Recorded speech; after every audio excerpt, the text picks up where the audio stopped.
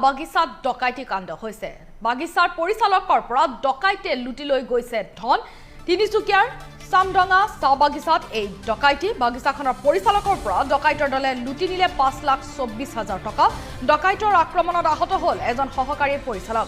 শ্ৰমিকক দিয়াৰ বাবে পৰিচালকজনে সহপৰিচালকজনৰ সৈতে বেংকৰ পৰা উলিয়াই আনিছিল এই ধন। ডকাইতৰ দলে ৰঙা ৰঙৰ পালচাৰ বাইকত অহা বুলি সন্দেহ কৰা হৈছে। আৰু এনেধৰণৰ ঘটনা সংঘটিত হৈছে তিনিচুকীয়াৰ চামডং চাহ বাগিচাত। ডকাইতি হৈছে।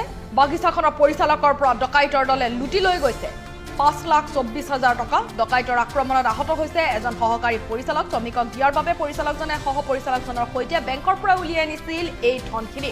কিন্তু ডকাইতৰ দলে ৰঙা ৰঙৰ পালচাৰ বাইকত আহি এই ধনখিনি লুট কৰি লৈ যায় বাগিচাখনৰ পৰিচালকৰ পৰা।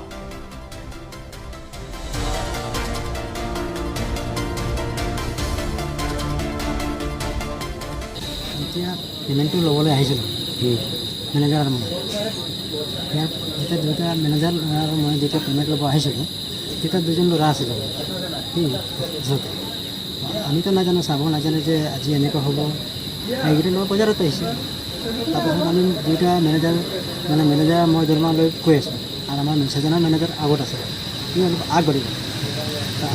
আগবাঢ়ি গ'ল যেতিয়া আমি পেমেণ্টটো লৈ গৈ আছোঁ, এই দুটা ল'ৰা যোনটো পাইছিলোঁ এই ল'ৰাখিনি আমি যেতিয়া ষ্টাৰ্টখন অকণমান পাৰ হৈ যায় এই টাৰ্ণিঙতে এটেক কৰিলোঁ।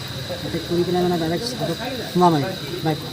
সোমা মাৰাৰ পিছত আজি আমাৰ গধূলি প্ৰায় 3:35 বজাত আমাৰ চামডাং চাহ বাগিচাৰ পানীখোৱা ডিভিজনৰ দৰমহা সন্দৰ্ভত টকা লৈ যোৱা সন্দৰ্ভত আমাৰ মেনেজাৰ আছিলে ত্ৰিদীপ ছাৰ।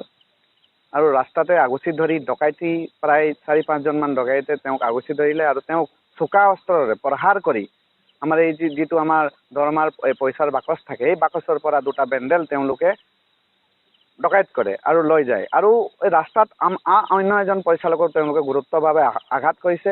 কিন্তু এনেধৰণৰ ঘটনা আমাৰ বাগিচাৰ ভিতৰত কেনেকৈ হ'ব পাৰে এইটো সন্দেহজনক বিষয় হয়।